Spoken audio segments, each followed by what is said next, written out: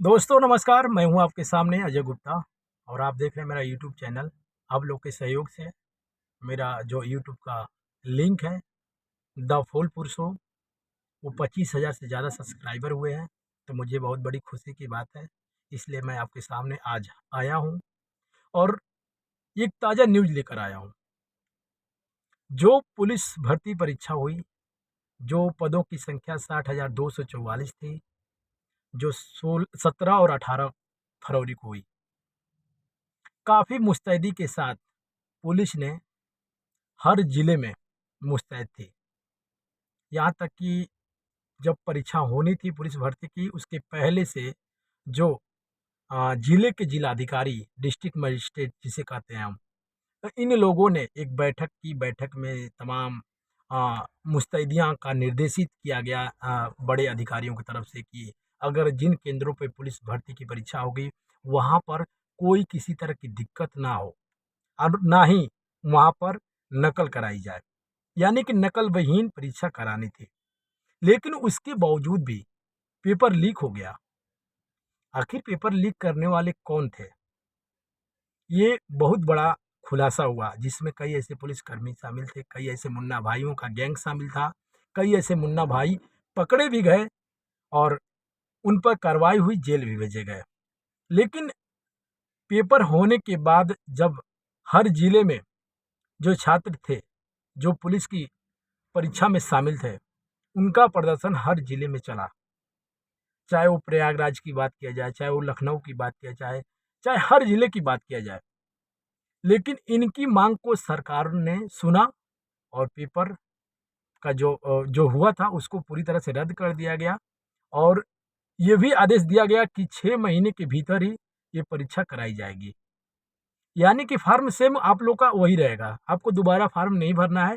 सिर्फ जो admit card है वो आपको मिलेगा और उसके बाद से आप पेपर में बैठेंगे। तो इससे एक और फ़ायदा है बच्चों को कि अगर आपको 6 महीने तक या 5 महीने तक आपको पूरी तरह समय मिल रहा है, तो इसमें आप तैयारी भी कर सकते हैं और कहीं न कहीं आप अपनी लाइफ़ को सक्सेस कर सकते हैं।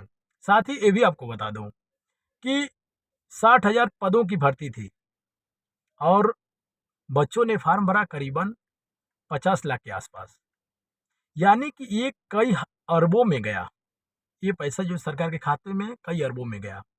तो मैं अपने हिसाब से एक अनुमान बता रहा हूँ। आप भी अनुमान लगा सकते हैं, कमेंट बॉक्स में बता सकते हैं कि अगर 50 लाख से ज़्यादा बच्चों ने परीक्षा जो पुलिस का पेपर का फॉर्म भरा था, वो बच्चों का पैसा सरकार के खाते में तो गया, लेकिन अगर उसका आंकड़ा एक मिलाया जाए तो पुलिस जो भर्ती होगी 60,000, तो यानी कि 10 साल तक अगर उसी पैसे से सरकार उन बच्चों को, उन पुलिस कर्मियों को जो इसकी पदों पर भर्ती होनी थी 60,000, उनको 10 साल तक उसी पैसे से वेतन दे सकती है, तो भी खत्म नहीं होगा।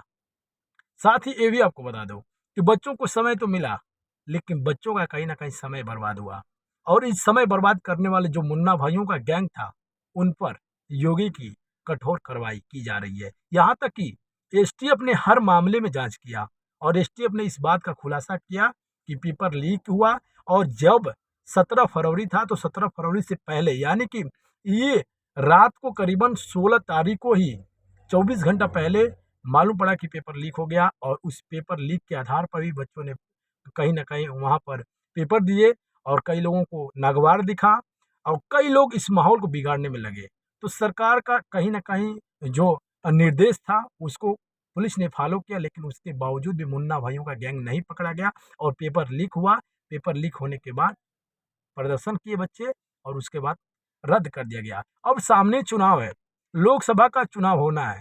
इसको लेकर कहीं न कहीं जो सरकार है बड़ा निर्णय लिया है कि अगर चुनाव बीतता है, यानी कि अप्रैल और मई में, अप्रैल मई का जो चुनाव है ये बीत जाएगा, उसके बाद से फिर से बच्चों का पेपर होगा और जो बच्चे पास होंगे उन्हें फिर उसी पदों में शामिल किया जाएगा।